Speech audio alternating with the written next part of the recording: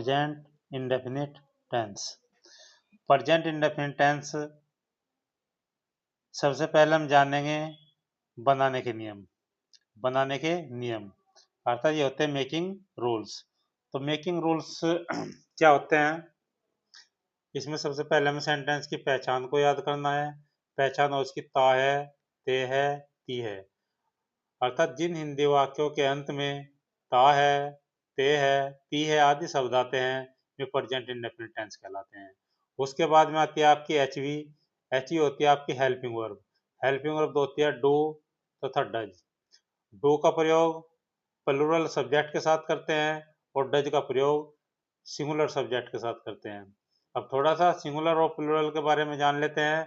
Singular का मतलब होता है एक वचन, अर्थात जिनसे एक व्यक्ति, एक वस्तु अथवा एक स्थान आदि का बोध होता है वे एक वचन कहलाते हैं। फिर होता है बहुवचन, एक से अधिक व्यक्ति, वस्तु अथवा स्थान आदि का जो बोध कराते हैं वे प्लूरल होते हैं। अब प्रत्येक सेंटेंस में उसके तीन पार्ट्स होते हैं, एस, एनएस, आईएस। तो एएस का मतलब असर्टिव सेंटेंसेज। असर्टिव सेंटेंसेज क्या होते हैं? असर्टिव सेंटेंसेज होते हैं जिनमें न तो कोई प्रश्न पूछा जाता और न ही कोई नकारात्मक शब्द प्रयोग किया जाता। और इनके जो बनाने के नियम है, सब्जेक्ट, फिर वर्ब की फर्स्ट फॉर्म में एस, फिर ऑब्जेक्ट और फिर कॉम्प्लीमेंट, ये इसका बनाने का नियम होगा। और फिर जो एनएस होता है आपका, क्या होता है एनएस? एनएस में आप क्या करेंगे?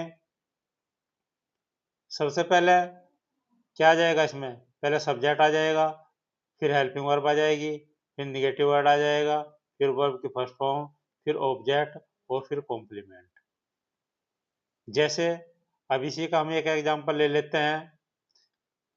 अनंत इस क्रिकेट खेलता है, तो अंत में क्या आगा हमारा? ये आगा ता है। तो इससे पता लग गया हमारा ये प्रेजेंट इंडेफिनिट टेंस है। अब इसको बनाएंगे कैसे? सबसे पहले सब्जेक्ट आएगा। देखो क्या है, सब्जेक्ट है तो सब्जेक्ट क्या होगा हमारा? अनंत हो गया। फिर उसके बाद में वर्ब की फर्स्ट फॉर्म, वर्ब की फर्स्ट फॉर्म हो गया हमारी प्ले। तो इसमें जोड़ना हमको एस या ई एस जोड़ना, एस या ई एस। तो अनंत एक वचन है तो हम यहाँ क्या कर देंगे? एस जोड़ देंगे। फिर उसके बाद में क्या आएगा? ऑब्जेक्ट। ऑब्जेक्ट होगा आपका द क्रिकेट, अर्थात अनंत प्लेज द क्रिकेट। ये सेंटेंस आपका कंप्लीट हो गया। तो इस प्रकार हम असर्टिव सेंटेंस को कंप्लीट कर देते हैं।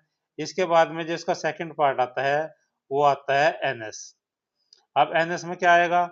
देखो असर्टिव सेंटेंस में कोई हेल्पिंग वर्ब नहीं है, लेकिन निगेटिव सेंटेंस में क्या आ जाएगी आपकी? देखो पहले सब्जेक्ट आ जाएगा, फिर हेल्पिंग वर्ब आ जाएगी। हेल्पिंग वर्ब इसकी होगी डू और तथा डज। फिर इसके बाद में एनडब्ल्यू। एनडब्ल्यू का मतलब होगा निगेटिव वर्ड। निगेटिव वर्ड अर्थात जो नकारात्मक शब्द होते हैं जिसको नो या नोट बोलते हैं। फिर आएगी आपकी वर्ब की फर्स्ट फॉर्म, फिर ऑब्जेक्ट आ जाएगा और फिर आ जाएगा आपका कॉम्प्लीमेंट। कॉम्प्लीमेंट अर्थात पहले इन सारी कंप्लीट प्रक्रिया करने के बाद में सेंटेंस का जो भी पार्ट बचेगा वो आपका क्या हो जाएगा? वो आपका कॉम्प्लीमेंट हो गया। अब निगेटिव में आते हैं, जैसे कि इसका सब्जेक्ट होगा, जैसे अनंत क्रिकेट नहीं खेलता है, तो इसमें क्या आएगा? नहीं। ये नहीं शब्द आएगा, इससे पता लग गया हमारा ये एनएस है, अर्थात निगेटिव सेंटेंस है। अब इसको कैसे बनाएंगे हम? देखो सबसे पहले क्या आ जाएगा? सब्जेक्ट। सब्जेक्ट क्या होगा आपका? अनंत। फिर क्या फिर क्या हो जाएगी आपकी? Helping verb. देखो हेल्पिंग वर्ब, हेल्पिंग वर्ब होगी डू तथा डज। तो यहाँ डज क्यों आएगी? क्योंकि अनंत एक वचन है। फिर उसके बाद में होगा NW, negative word. Negative word होगा आपका नोट। फिर क्या आएगा? वर्ब की फर्स्ट फॉर्म। वर्ब की फर्स्ट फॉर्म होगी आपकी प्ले। फिर क्या आएगा? ऑब्जेक्ट। ऑब्जेक्ट क्या होगा आपका? The cricket. तो इस प्रकार हमारा सेंटेंस कंप्लीट हो जाता है, Anant does not play the cricket. तो इस प्रकार निगेटिव सेंटेंस का भी हम क्या कहें? ज्ञान कर लेते हैं। फिर इसके बाद में तीसरे नंबर पे आता है आपका आईएस। आईएस का मतलब होता है इंट्रोगेटिव सेंटेंस। अब इंट्रोगेटिव सेंटेंस में क्या होगा? सबसे पहले आईडब्ल्यू आ जाएगा। आईडब्ल्यू का मतलब इंट्रोगेटिव वर्ड, जैसे कि व्हाट, वेयर, व्हेन, हु।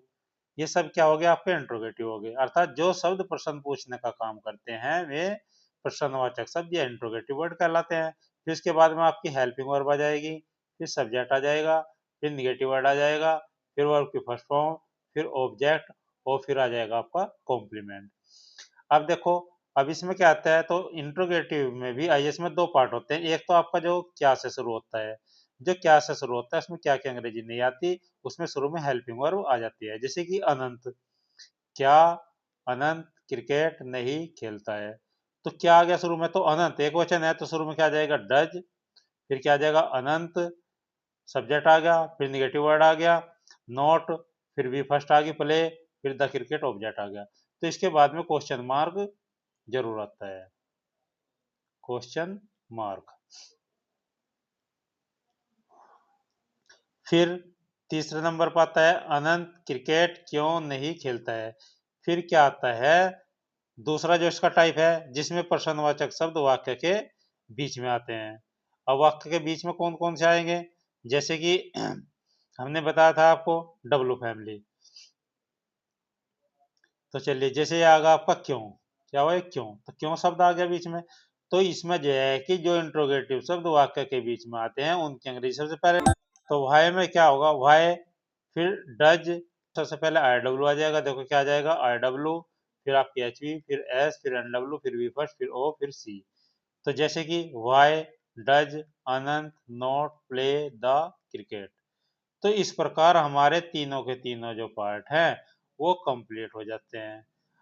तो इसी प्रकार जो 12 के 12 सेंटेंस हैं उनमें सबको आपको कुछ नहीं करना, बस यदि आपने प्रेजेंट इंडेफिनिट टेंस जो है अच्छी तरह से इसके बनाने के नियम, इनकी पहचान याद कर ली, तो 12 के 12 सेंटेंस सीखना बड़ा ही आसान हो जाएगा।